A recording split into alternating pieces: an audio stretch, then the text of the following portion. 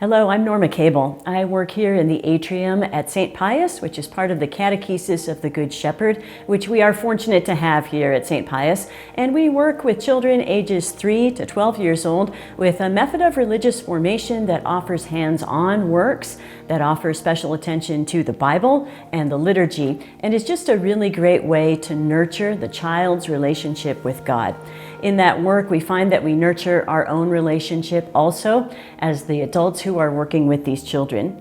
We will talk with the children as we are in this third week of Lent about how we continue to prepare for the great feast of Easter. And we will use a prayer table with a purple cloth, talking about how that signifies our time of preparation. We also have an image of the Good Shepherd, what Jesus called himself, and also the true vine. And we will refer to the words in the Bible as we work in this area of preparation.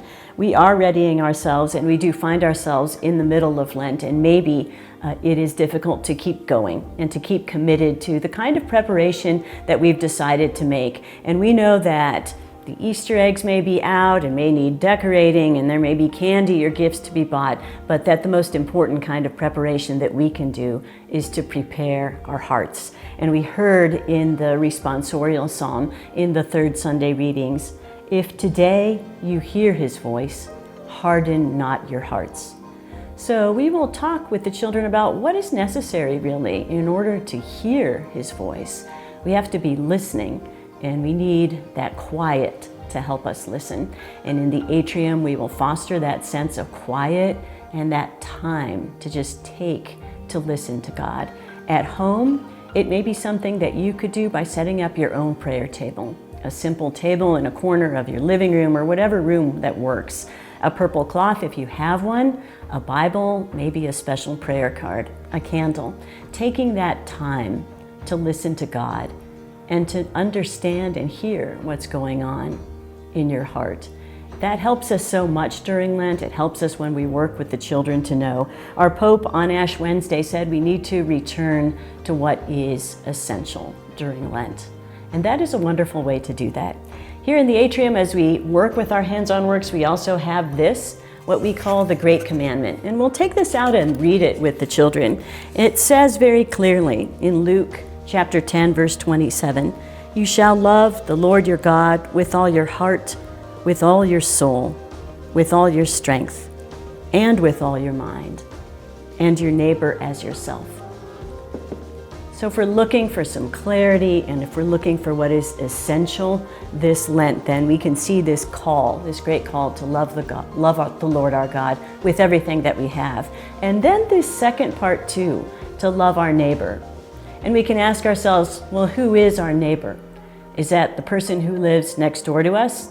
Is it the person who doesn't have a house and is living on the street and may need some care and attention from us or some prayer? Is it the person who is using the food bank to get some food, to get themselves through a time of crisis? Is it the elderly person who may need a visit from you, who happens to be in the nursing home?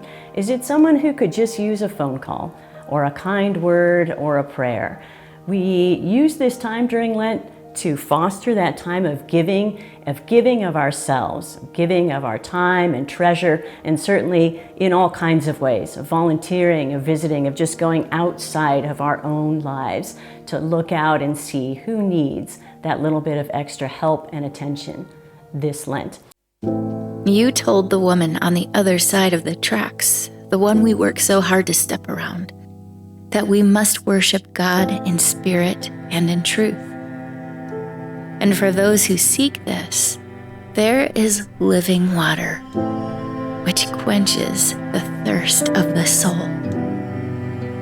Yes, through this broken woman from the wrong family, the wrong town, who'd sought to drink from all the wrong wells, we learned a desperate truth about ourselves that we hadn't come to terms with yet.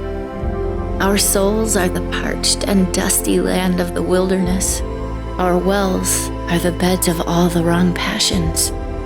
And our desires and dreams will always leave us thirsting until we drink from the water of the one living Christ, who is Jesus.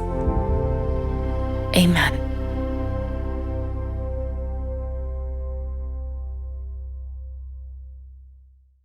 It's a wonderful thing for us to think about. I would invite you to come and visit our atrium, find out more about it and the catechesis of the Good Shepherd if you're interested. It is very good to share this kind of work with the children. Wishing you peace this Lent.